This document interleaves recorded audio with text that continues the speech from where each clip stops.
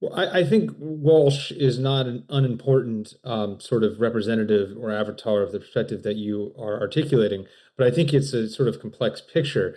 I would say number one, the tail risks of this are actually in some ways greater than intervention in the Middle East. I mean, say what you will for knocking over Iraq, Libya, Syria, and maybe Iran, the migration risks, the immediate risks of terrorism, frankly are basically not entirely, but are in general absorbed by Europe.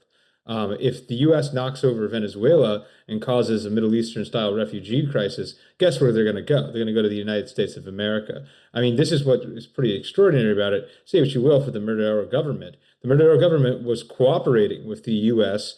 on deportation flights to that country. The Maduro government, basically was open to a massive deal. Not to say that imperial wars of plunder in the region are necessarily good policy, but they were open to a deal for the country's resources for trade, and the government did this anyways. I mean, it just seems as if the U.S. was getting 95% of what it wanted from the status quo. Why take on all this risk?